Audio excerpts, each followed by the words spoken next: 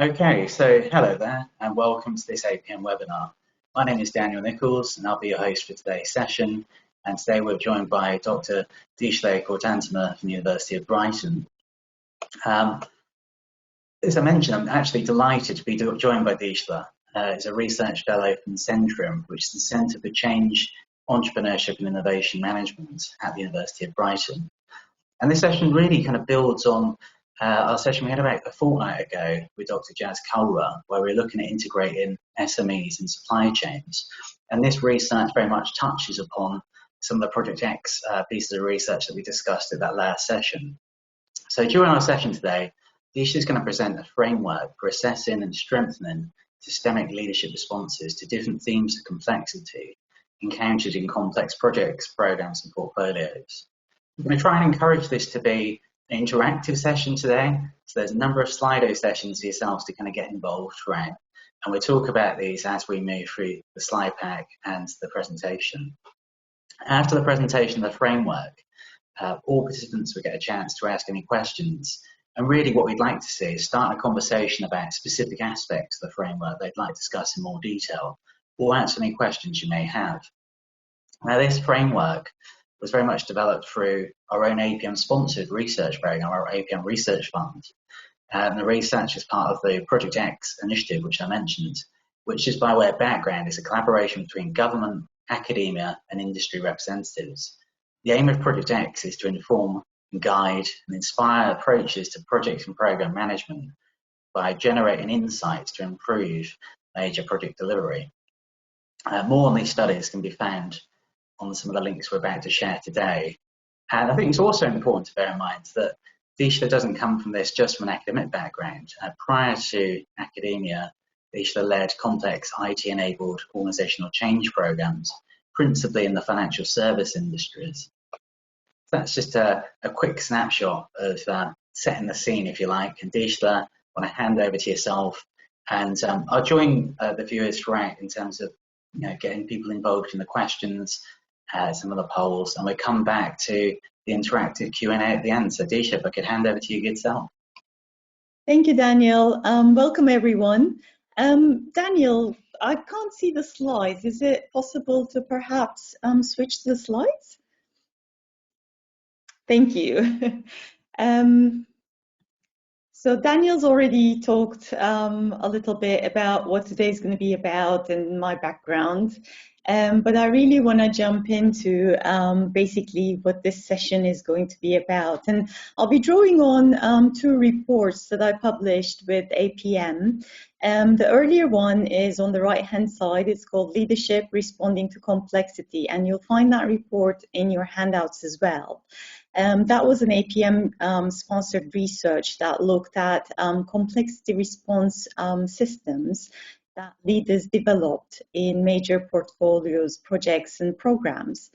And the more recent report that we've actually just recently published in October, the one on the left-hand side, called Rethinking Capabilities, Lessons for Policy, Scholarship, and Practice, takes it further, because since the earlier report, I've done more research in different contexts, the private sector, the public sector, and even community energy projects, some grassroots projects. So it draws on that kind of broader range of experience we had, as well as some of the research my colleagues at Project X have been doing. So it takes a much broader look at complexity and the different facets of it that we've been identifying in different contexts and settings. To start with, I just want to understand everybody's background so we can tailor this session according to your needs. So the first question I'd like to ask the audience is, your experience, just to make sure then, I can explain or, present some of our findings according to that. Great. I see people entering their experiences, and we seem to have quite a range of people, although the majority of the audience seems to be quite experienced. Thank you. Okay, I guess I'll wait another 5 seconds before we move on to the next poll. Thanks a lot, everyone, for entering your experience. The next question was the industry you work in. So again, this is part of trying to get to understand, the audience because we can't see you.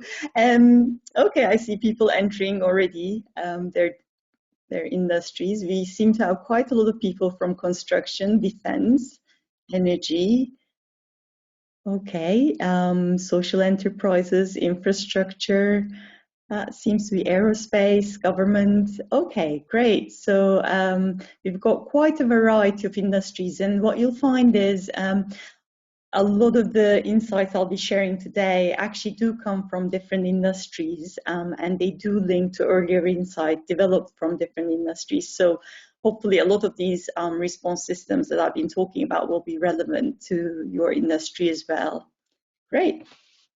Thank you. I'll slowly move on to the slides then. Okay. Our broader research in Project X, the more recent report I've been talking about, has been highlighting 3 facets of complexity that you can reduce, but you cannot fully remove in complex projects, programs, and portfolios. And we term them under plurality, temporality, and shifting ground. Plurality very much refers to things we know, like stakeholder management, having a diverse set of stakeholders, a diverse set of users. But it also includes some of the more recent challenges we're facing, like competitors having to become collaborators in many industries to actually come up with novel solutions, or more kind of innovative contracts that introduce difficulties. So it's a whole range of complexities, and we'll touch on that later, that fall under plurality. But it's really about, the different actors we have, the different stakeholders, and our relationships with them. Temporality is actually an interesting facet of complexity, because when you look at leadership in organizational theory and practice, temporality doesn't feature much. You usually get an organizational leader, come in, do things. Whereas in projects, we have a deadline, and that drives a whole set of behaviors, a whole set of different areas of focus. For example, we have to do things in short term, but we have to also think about their long-term implications, because we have, we're going to change, bring about some important change. But there's also the thing that projects are usually trying to break new ground whilst, keeping some of the heritage. So how do you balance that? So we get into a number of kind of leadership challenges and opportunities when we talk about temporality. That's pretty much unique to projects, but they are becoming more and more relevant to more organizational level leadership as well. And then the third facet of complexity is shifting ground. There we talk about environmental shifts, not in the sense of sustainability environment. Well, that's happening. So we've got things like climate resilience and, the net zero and things we have to do, but also other shifting ground. So new technologies, political changes, anything else that might be happening. And, when a project goes on for a longer duration, we tend to see more of that, but it might even happen in short duration projects. Suddenly, like COVID comes and things change. So we've got those 3 facets of complexity, and this was a finding across all of our research that took different lenses, looked at a whole range of projects, and probably you've encountered one or more of these in your experience. So when we think about leadership and these facets of complexity, a lot of the time our models of leadership promote a heroic solution. And what do I mean by that? Traditionally, we've thought of leaders as, knowing the solution to these issues, whether it's about reducing this complexity or taking a specific approach that will navigate us effectively through complexity. But what our work has been showing is that that's a limited approach. There's an important role for leadership to play in navigating these complexities, but really relying on one person to know all the solutions limits our flexibility, limits what we can do, and it actually produces responses that are, that are suboptimal, less than, what we could achieve actually taking a different perspective. And the different perspective that we've basically highlighted in our report, because this comes from a lot of earlier research in leadership and some of my work as well, is to actually consider each facet of complexity as a problem, but also an opportunity. I've called it here a problem-based approach this morning. I was thinking maybe I should rename it of sorts, but an approach that looks at each facet and says, actually, how can we best respond to this? And who and what contributes to this response? Because we might have more people across different levels, across different organizations, functions, contributing to that complexity. And the answers to these questions are best actually explored as a group rather than one person, because that will shape our understandings of the situation and what we could do. So the rest of the presentation actually looks at what this means in different situations and facets of complexity. So going to plurality, we've talked about plurality, the multiple stakeholders. One opportunity and challenge we've encountered, we've identified in our research, is the integration of knowledge. You have different functions, different organizations, and this is what projects are good at, right?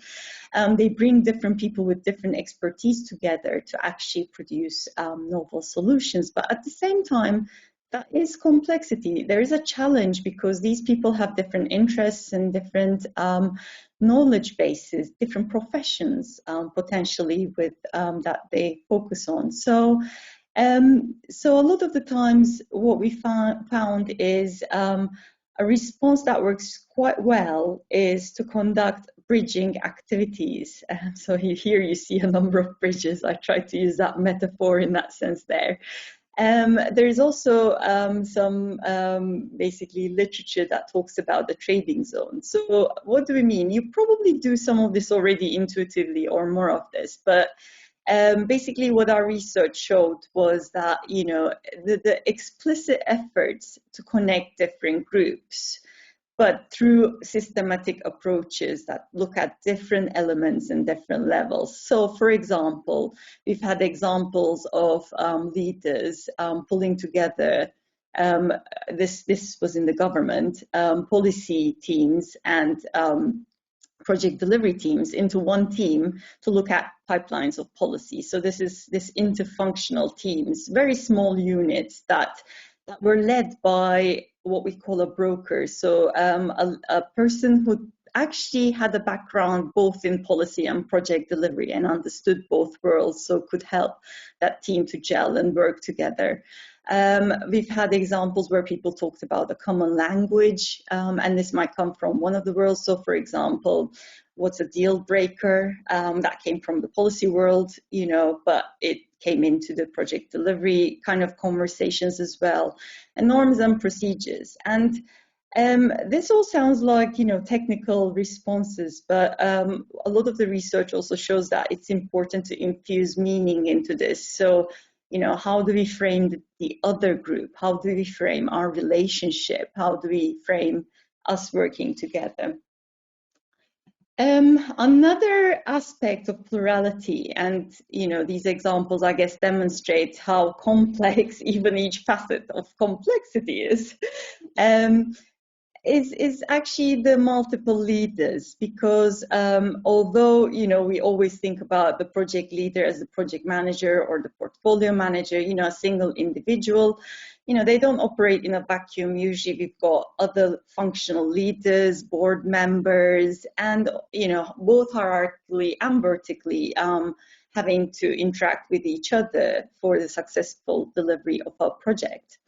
So what we found was people were engaging in a number of positioning activities. So this was actually looking at, their authority positions, and, when they felt they lacked authority or had limited authority. And this was usually relating to their superiors or others in other functions.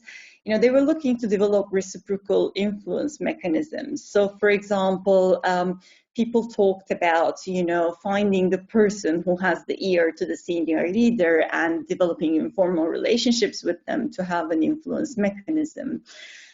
They were talking about, how you can actually get a board, a portfolio board, very senior leaders coming together to work as a team and handshaking about, the journey they were embarking on. So a lot of kind of informal agreements and charters about what it meant to work together with them. They were also, some of them were talking about inviting other leaders, other project leaders or, portfolio managers into their boards so they could actually manage the concurrent dependencies. So a lot of this was really about, trying to find mechanisms of, different mechanisms of influence, expanding different mechanisms of influence to navigate more effectively. Then another aspect of plurality again, before we move on to the other facet, is the different evaluations of desirability and appropriateness. So this is about users getting the results or the outputs of the project and what it means for them. And what we found in our research was people were often embarking on legitimizing activities. So what do we mean by that? It included a range of activities, some of which were probing new ideas to see how people reacted to them, parading new ideas, very much sponsoring them and informing others of it. And interestingly, what came out was, really, again, the multi-level contributions, the importance of those. So people were talking about, opinion leaders at the very kind of bottom level of the organizational hierarchy, but people who could, talk to their peers on a day-to-day basis and promote this. And one example, for example, was, getting other people like this into the project, and then, from operations or from other recipients of change groups, and then actually them going back and, telling people about this project and kind of starting a conversation about it. But there was also, basically efforts at the top level as well, for example, forming a coalition of leaders who could then do the same at the top level. So there were all sorts of, different levels of responses to that, that people employed. So, okay, so I guess that's our next slide before we move on to the next facet of complexity. So which opportunity or challenge I've been talking about do you feel is more relevant to your work, or is any of them relevant to your work? I assume you've encountered multiple leaders, integration of knowledge. Yeah, I guess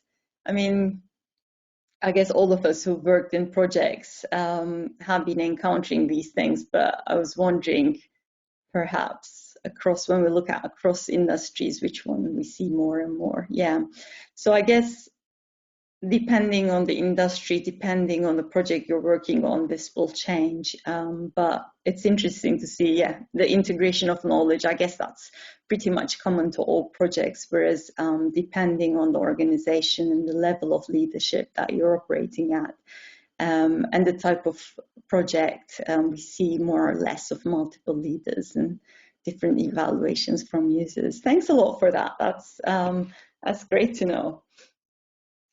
Okay, so we'll move on to the next facet of complexity, and that's temporality. As I mentioned, that's pretty unique to our profession, although more and more, I guess, we're going to be informing organizational leaders as well on this, because we see things like net zero putting a big deadline on organizational leaders, or, other kind of societal challenges that we have. But what we mean by temporality is very much, it has different aspects, but the main aspect is the deadlines. It's the reality of projects. It's in addition to the different stakeholders and bringing together different functions, this is what defines projects, right? They have a predetermined end date. And one thing that our research has been highlighting is that, when you have a deadline and you pass the midpoint to that deadline particularly, and this is from, again, earlier literature that we've been looking at as well, you get more anxious, as we all know, and there can be tendencies to shift towards short-termism. And now that's tricky because, a lot of the change we try to bring about is actually about long-term outcomes. So a question that this facet highlights is, how do we kind of balance both? How can we move in the short term while, we retain the flexibility to actually have more options in the long term as well? And that's a big challenge. We're still kind of researching into this aspect. I guess, as I said, we know a lot more about plurality, but temporality is an interesting aspect. And what we found here is, people do different things. For example, they create a team that, while the main team perhaps has the short-term focus, there's a small team that looks at the long-term flexibility, or each decision, this becomes a norm, an evaluation criteria whereby each decision is also evaluated by long-term flexibility. Some people I've been talking to as part of my research have been highlighting that, as they take short-term decisions, sometimes, short-term course of actions, they continuously evaluate what it means for the long term, and if there's an alternative path that's achievable in the short term that they can pursue, they'll choose that. Or, if they can't do that, then they actually make sure they take a note of that, so that can be actually, something can be done about it in the future. But as I said, this is I guess, a challenge that's becoming more and more pressing in general terms. But yeah, we've got to understand a lot more about this. And the last facet of complexity I've been talking about is the shifting ground. And this is, again, as I mentioned, shifts in the environment of any sorts as we try to deliver a project. And what our research found was there were a number of activities that you can undertake. Some of them are what we called adapting activities, anticipation strategies. For example, I'll give an example again from the government. That, certain periods we have elections, they might be unexpected or expected. But during that time, there are certain things that can be done and cannot be done. And what we found was people were actually planning for how to use that time, upskilling their teams, kind of building that in. So if something like that occurred, they'd actually turn around and focus on those activities they could do. So there's that, I guess, adaptation to suddenly having to stop certain activities, and what do you do then? Preparedness for that. What we also saw was shared leadership strategies. Again, this comes to earlier example I gave. We found that in a lot of organizations, multiple change was ongoing, and it was really difficult because, multiple people might be delivering change to the same kind of group of users. And then negate each other's work. And this might happen in construction as well. We all make changes to the city or other things happen, and, it might overlap, it might negate each other. So they were actually making very explicit efforts to work with these other leaders, either to bring them into their board or to have regular conversations with them. And the last strategy we saw that people used was translating. So, and this actually linked to uncertainty, something we have a lot in projects, especially more these days. How do you move forward when you're actually, not sure what's going to happen next, or not sure how the environment might shift next, actually. Because you might know about your project outcomes, you might try to manage that uncertainty, but there is that kind of underlying ground that might shift. So what we found was, again, a strategy that was used was making temporary assumptions and continuously validating those assumptions as you went along. So giving enough certainty to people so they could move forward, but making sure that certainty was continuously validated and rethought of. And again, we found that these things were happening at every level. You know, the project managers were kind of preparing adaptation activities, but these were sometimes supported by the portfolio manager. So you could, you know, I guess what I'm trying to say is our examples that we collected showed that, you know, whilst different leaders at different levels focused on different aspects of this, it would be very helpful if there was an overall overarching strategy to deal with this kind of a facet of complexity. So again, I want to ask everyone, you know, looking at the 3 facets this time, you know, which one do you feel is most relevant to your work? I guess shifting ground is no surprise with the whole COVID and net zero and Brexit and everything that's been going on. But yeah, it's interesting to see that, you know, there is a significant kind of concern about plurality and temporality as well that's going on in our work. Great, that's very good to know. Thank you. So I'll move to the next slide. So I'm moving on to our more recent report because I've shared with you a number of strategies we found people used in practice in responding to these facets of complexity. And if you look at my earlier report, you'll see that, you know, they form a strategy, a systemic response, because, you know, you can't look at one facet, even if it's more relevant. Of course, that'll be your priority, but it's always good to also think about the other facets in relation to it, just so you can get a holistic angle, but then you can prioritize, you know, where your focus is. Just as we said, these days we see more of a shifting ground, and therefore, you know, basically maybe that's where more of our focus is, but there is still the temporality and the plurality as a complexity. So you know, so that report kind of put all of these examples together into systemic response little framework that I've shared here.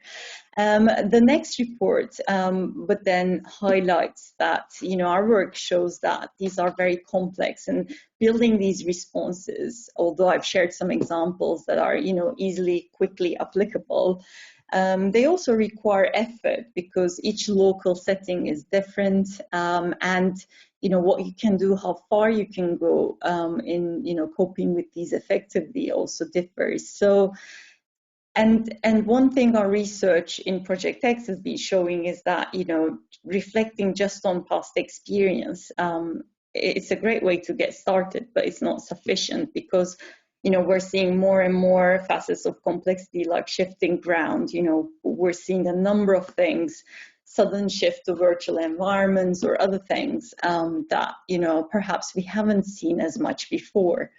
And therefore, you know, it's really important to collectively question our assumptions and taking for granted ways of working as we go along. This is what we call reflexive learning. So kind of looking into these facets and thinking about what we could do differently to actually effectively navigate them as we go along, as we do a project.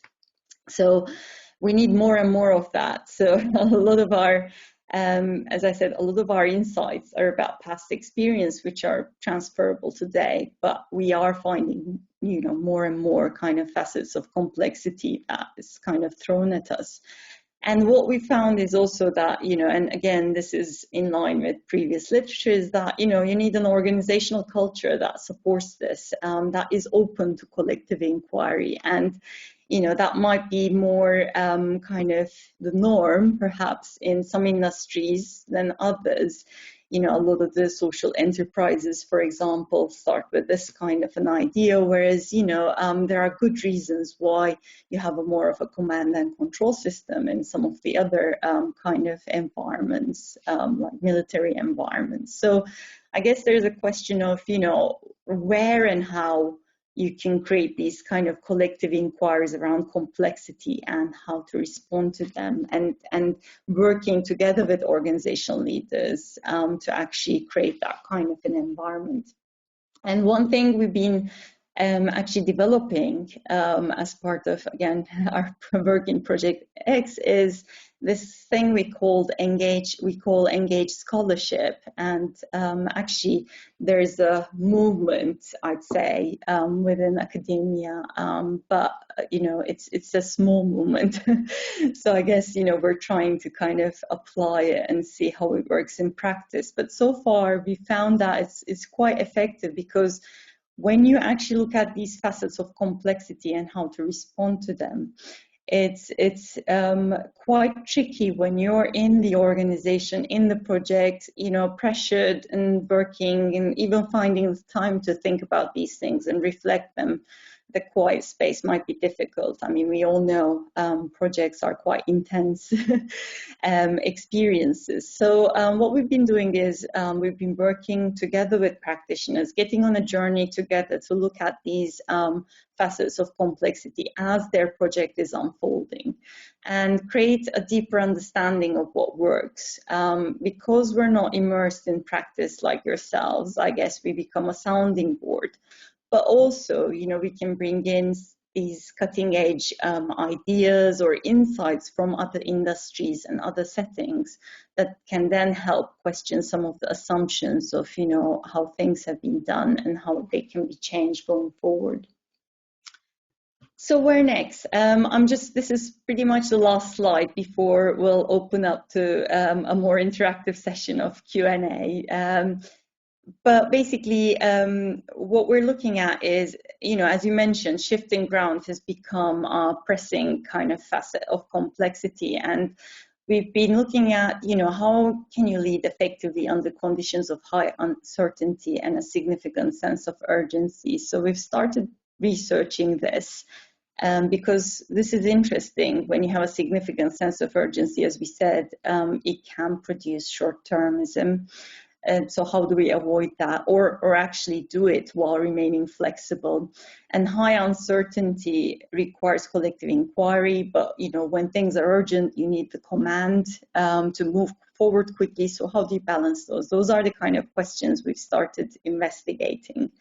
And the second area we've been looking at is, how do you do all this when there's a lack of hierarchical relationships, particularly inter-organizational projects, where there is no overarching hierarchy. So that brings with itself a whole set of questions: who leads, who follows, does one organization lead? What does it mean? Can you create more than some of its parts impact if one organization is leading? So a whole set of questions that you might already experience if you're working in inter-organizational projects. But I also want to throw this question out to you guys about what you feel is a pressing issue about leadership or leading projects. And, because these are the things we've been focusing on, particularly when we talk about complexity. But if there are other areas you think we should focus on, then, we will turn our attention there as well. So I just wanted to do this small slide at the end before we move on to the questions about this. I guess everyone's thinking or listening because the slide was empty, but if you want to think about it later on, that's also fine. Communication, great. Yeah, I think that kind of highlights the plurality of stakeholders that came out as a big thing in the polls. Shifts in priority. Remote teams, yes, especially a lot of the things we talked about, distribution of leadership and how you can get people to contribute, it becomes a lot more challenging when we're talking remote teams. Bias, being allowed to lead, that was one of the challenges that came through our research, for example, that people contributing to, for example, legitimizing the change weren't seen as doing any leadership work, because leadership was very much seen to be a hierarchical position. Hierarchy imposed decisions, decision making with uncertainty. That's great. Who's the leader? I think that's a big question. Even when you have a hierarchy that you might get. This is wonderful. Thank you, everyone, for sharing these thoughts and ideas. We will look into these and see, what other research questions we can develop. And yeah, accountability. Sorry, I'm picking randomly as I see things, but yeah, accountability is an interesting one as well, especially when we look at distributed leadership. We've been talking a lot about bringing different leaders together today, and how do you do that when everyone's accountable for a certain piece, or perhaps when you don't have clear accountability? It's a huge question.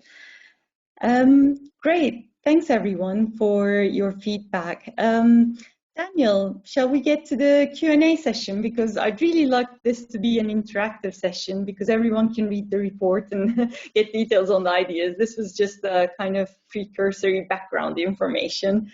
Yeah. Yeah, so firstly, Dish, on behalf of all the viewers today, I'd like to say thank you very much for kindly sharing your insights and your research. I think, like everyone else, I've found it hugely interesting to hear about some of the key aspects that we face in projects, and also to consider what we might do to actually go about actually dealing with some of these issues. Now, we already had a number of questions from people, so again, if you haven't had a time to think about a question yet, please use the question section on the toolbar to the right hand side and send those across. I'm going to dive in now with a couple of questions that we've received already when we kick off. But again, maybe if these kickstart some ideas amongst yourself, please feel free to send those across shortly. So really, well, our first question today comes from Chris in Somerset, who asks, how does engaged scholarship work in practice? Thank you, Chris. It's a very good question. How it works is I've done it in different contexts, as I said, in the private sector, public sector, community sector. It starts with, I guess, us getting together with interested people in this topic to identify a problem. This might be a facet of complexity, or or some other problem, and say, okay, we think this is a leadership problem, and we want to kind of move along and figure out how we can best effectively cope with that. So we start with defining, what our problem and our focus is, and then somebody like me, that that's part of that group that defines it, actually starts observing the meetings, the interactions, what's happening. And that's usually what we found, what I've experienced is painful at the beginning, because people think that's a bit like surveillance, but it's not. It's actually, you start getting on the journey together, and that becomes, in every work I've done, that becomes very apparent very soon, obviously, as people get to know you as well, because you're not there to, critique what happens, or, say this is not good. Every context is different. Every situation is different. It's about actually trying to work together so that you understand the ins and outs of what's happening together with those people doing the project, and kind of acting as a mirror as you go along. So while you do those observations, you have lots of informal conversations going, like, and formal ones as well, that goes like, okay, what do you think happened there, and kind of bring in some of the theories. For example, in one of my kind of work in the private sector, they were trying to implement agile, and they were really struggling because it was a hierarchical culture trying to move to agile. So we were kind of saying, okay, perhaps this is a way of moving to distributed leadership. Now, what do you think that view, kind of, when you reflect on that, what does that mean? And we talked about that, how can you do distributed leadership in this organization? Can you do it? What does it mean? What issues does it bring? So it's having those kind of conversations, having, I guess, a resource for reflection that kind of just makes you stop for 5 minutes, perhaps once in a while, and perhaps a bit longer every, few months, or every month, to say, okay, this is the issue, and perhaps this is a lens or a perspective you could consider. Now, what does that mean in this context? How can it help you? What can we do next? What could you change? It's that kind of longitudinal journey. Usually, in my experience, for example, this project I'm looking at right now, I went in for 6 months, and I'm still in. They were like, can't you stay for another year? Because it's really, kind of great to have that kind of other person who even I found that emotionally, I guess, that you can go and talk to who's not part of the system, but yeah, understands it and is there to support you. So that's Like the a kind of. sounding board. Yeah. No, that's really, really helpful. And it's, as you rightly say, it's really helpful to have that kind of sounding board and share those kind of experiences that people have. Often in projects, we operate, as you say, in the here and now, rather than, actually taking a step back and thinking about, looking at this from another angle. Could we do this another way? What would other people say about this? As you say, that's really, really interesting. Okay, so I've got a few more questions now. Got another one here from Amajit, who asks, are there links between reflexive learning and project maturity models, a kind of servant leadership, for example? Yeah, it's a great question. Thank you. I'm just thinking as I go along. I think maturity models are interesting because they can be a double-edged sword, right? And they can kind of give you a lot of ground, a lot of processes, a lot of kind of experience around projects. Because as you get more and more mature, depending on which maturity model you use, you do get that kind of expertise of doing things in a certain way, and that's great. But at the same time, you may kind of keep doing the same things. And as the shifting ground particularly emerges, you might struggle. So I think, as organizations develop their maturity models, I think it's important to keep that learning mindset, that open mindset that kind of sits together with it, so that it doesn't become this kind of very process oriented, okay, we know how this works and this will always work, because then comes COVID, then comes something else, disruptive technologies. And again, this depends on your industry as well, but we've seen every industry being disrupted lately by shifting ground. So I think there's that kind of reflexive thinking becomes perhaps trickier as you move along the maturity level, because you know what you're doing, you're good at it. Why should you change? But I think that's where it becomes important, particularly in our contemporary world. And coming to servant leadership, I think that's interesting as well, because yes, you could see as servant leadership that you are bringing in people together to find the answers together, because these things are difficult, and you're not there to tell the answer. But I think there is also something interesting about urgency, where you might also need command at certain points. And this is where I think servant leadership struggles a little bit. And I'm not saying this is in every situation, but I think this is where, again, you need to have a range of repertoire. So even if you're following a servant leadership model, I think, that collective has to collectively also figure out when command is the right thing to do, or perhaps certain people, and that usually in hierarchies happens, but in other settings might be trickier. So this is where, you have the lower maturity models, or perhaps more startup kind of organizations. This is perhaps where you might struggle, but to move quickly, sometimes you have to make. And I've seen models where people do, combine the two. They do servant leadership, collective inquiry, but then have a mechanism where they can quickly actually turn that into a decision, a command of how to move forward with the right people involved in that decision. So it doesn't mean you have to pick, again, a traditional model of leadership, but you have to make sure you don't miss the command bit in there as well for urgency. So very much adapting your leadership styles depending on the situation. Yeah. Sense. You can keep it collective. Hope that answered Amajit's question there.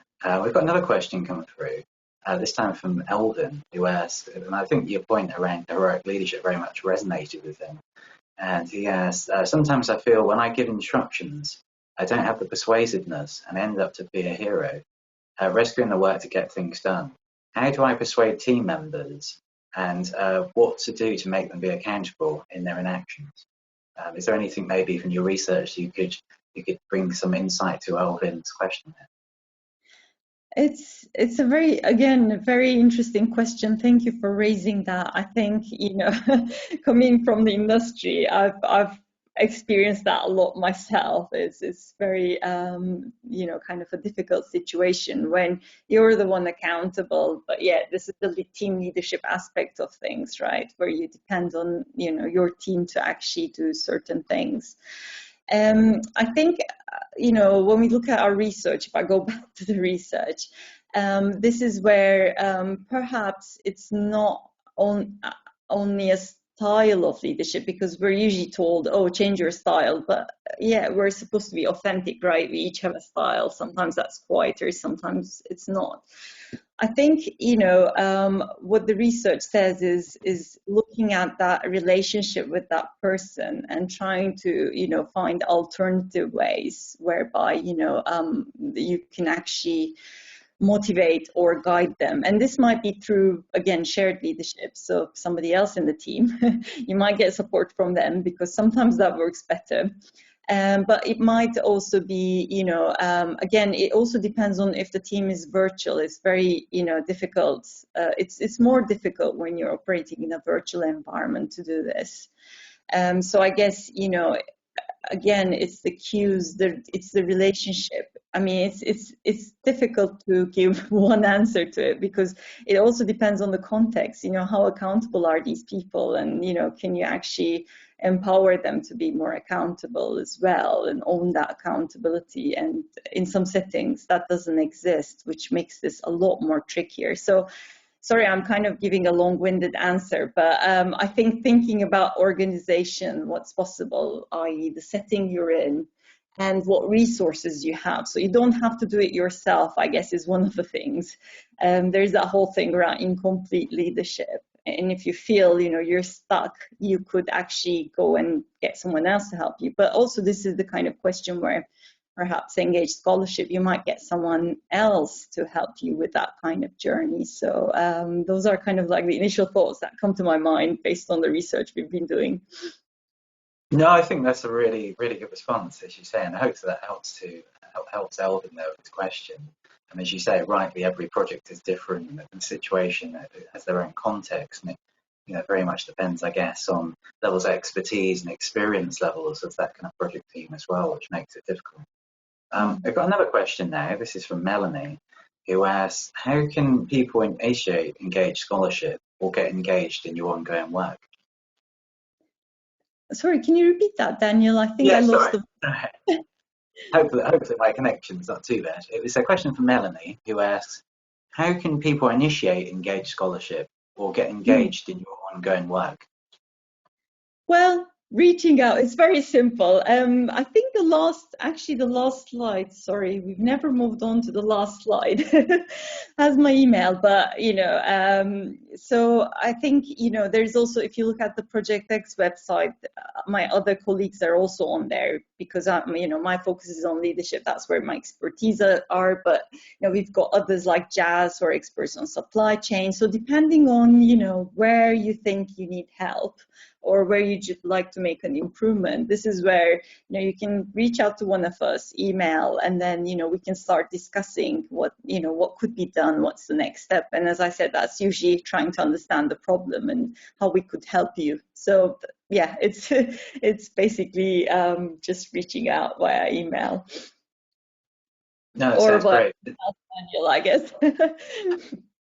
Yeah, happy to be that broker, as you say, that bridge. To use your metaphor. No, we've actually had some good feedback actually from Elvin already, who said thank you, Dicle, for your kind answer. Really appreciate that response just now. So that was great. That's good to hear. And if you've got any other questions like that, again, always, you know, happy to, you know, help where I can through email or other means. I've got another question now. This is coming from Sameda, and she asks, from your personal experience, how do you go about sharing vision with your program teams and making sure it's aligned with their purpose? It's, again, another really great question, and, you know, we encounter that every day, right? The vision, how do we align ourselves? Now, it's an interesting one, because what we found is a lot of our traditional models of leadership focus on, the top level defines the vision, and then you implement it, you cascade that communication down, and projects are already, working with preset visions. But I'd say, again, I think using that reflexive practitioner approach is very valuable here, sitting with the team. And again, this goes into perhaps the legitimizing activities we were talking about, the probing, parading, and informing all happening together. And I'd say, the collective inquiry of sitting together, and if it's too big a team, obviously doing that in chunks or, sections, but really flushing out what that means. And also not just doing that at the beginning, but through each decision that you have to make, always to bring it back to the vision. So, and this is, again, this comes from my more recent research of, COVID programs, from some of the, COVID and whatnot programs. And what leaders have been telling us is, we continuously, because it was such a highly uncertain environment, we continuously, every decision, every action we had to take, we asked, okay, so what does it mean for our vision?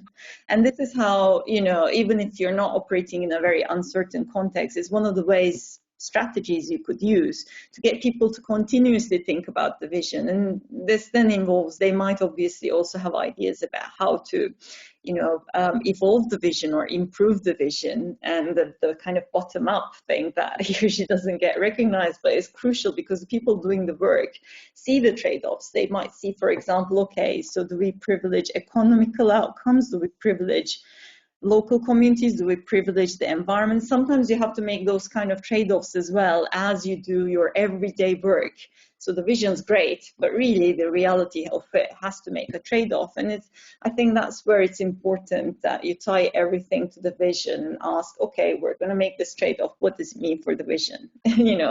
Where does it take us? Is it a different vision that it takes us? And is that acceptable? Or is it the same vision? And what implications? So I think, sorry again, I gave a bit of a long-winded answer, but I think tying every key action, every key decision to the vision is a great way to remind people what they're working towards, which might be forgotten in everyday heat of projects. No, we've actually had some great, thank you very much, Letitia. We've had some great feedback from everyone who's asked questions, and more generally as well. So thank you very much for your feedback. And I know a few people have noted to me in the chat that they have to go and move to other calls. But just wanted to say, I mean, we've got time for another question. I'll throw it in just a moment. But just for anyone that does have to go, just to say that we have recorded this session today. So we'll be sharing that with you for everyone that's attending this call. We'll also be sharing this on our APM YouTube channel. So if you would like to share this with colleagues, more than welcome to share that. Maybe want to watch certain sections back. Obviously, get in touch with Dicle. We've included in the handout the various reports that Dicle and myself have talked about today, such as the Learn at the Leadership around complexity, and also the other research reports around rethinking capabilities, which we published only a month or so ago. So again, if you want to read any of those, please visit the links that I included in my introduction. But again, I just got one final question, Dicle, before we move on. And this is actually one for myself, actually, that I was going to ask, which is, we've heard a lot about the kind of research that you've kind of worked on so far. But how are you looking to develop your research kind of going forward? Is there things that we can look to see? Maybe some of the things that people have talked about today? How and what can we expect to see from you in the coming future? Thank you, Daniel. I guess, as I mentioned in the kind of at the end of my talk, there are a few areas we've been looking at, and I think, it was good to get it verified in today's session that shifting ground is a key kind of area for us project professionals. So we've been looking at that, how can you lead effectively with that shifting ground? But one thing I haven't delved into too much detail is, the one thing I discussed just a minute ago around values and trade-offs. I think, as we look at that shifting ground, we're also going to bring in questions about vision and values because, things change. We move from, virtual, we move to different forms of organizing, different forms of operating. And we get different challenges like net zero targets, on top of our, say, for example, normal construction projects. So one thing we're looking at is, how can you create, I guess, outcomes that are beneficial for more stakeholders, including your organization, when you're faced with that kind of shifting ground.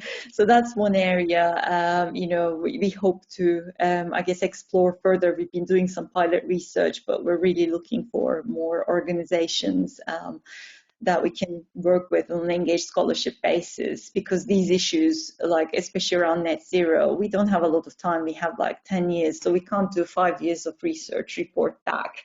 Right, we've got to, we've got to do engaged scholarship now, figure out how to do this and disseminate that information like we've just been doing in this forum or other forums. And this is where, APM is great. And I'm very thankful to all the support you've been giving us to share these ideas, to get feedback from everyone as well. And the other area, I guess, is the more kind of what I'm looking at is also the more grassroots. And this applies to organizations as well, more grassroots. How can we create grassroots projects that can then bring about strategic change and, different models of perhaps leadership to experiment with new ideas, new solutions we need urgently, whether it is for our cities or, our organizations or whichever level. So I guess, those are the kind of areas we're looking at. And, we're really looking at engaging more and more with different industries. A lot of the audience here was from different industries, so it was great to get, some of these polls and ideas of, what was relevant to them as well. And the plurality, I think, is interesting. So we'll focus more and more on that stakeholder plurality. That was one of the initial polls we did today. So I guess it's really back to that engaged conversation, keeping the conversation going is my summary of all that, and really, hoping people get in touch with us to keep this conversation going. I'm hoping, we can develop new models of leadership. Not dispose of the old ones. Obviously, we need that knowledge, but new ones to deal with these kind of novel challenges that we can then use in a situated way in different situations. I think that's a great call to action, Adish, there. And then that leads us nicely onto your slide at the end. So if anyone would like to get involved in any of Adish's research, please get in touch with her directly. And as mentioned, we will be sharing a copy of the presentation today, which will be recorded, and it will include the slides. And then that's a question that a few people have asked. So again, just to confirm that. And again, once we've completed the session, we're also going to send you a survey by SurveyMonkey. So if you could just spend a few moments, talking, taking us through what you enjoyed, what you didn't enjoy, what you'd like to see more of. That's really helpful for both myself at APM and also for researchers like Dicle, if there's certain things you want to learn a bit more about. And I very much hope you've enjoyed these last couple of research webinars. We've been delighted to put these on for you.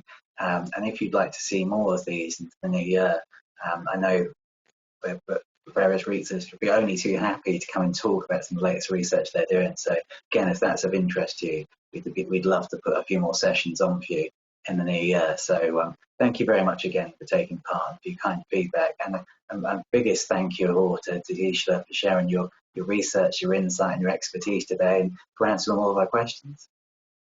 Thank you, Daniel. Thanks a lot to, as I said, APM, very supportive through this journey and very much appreciated. And thank you everyone who has listened in today, and I look forward to hearing from you.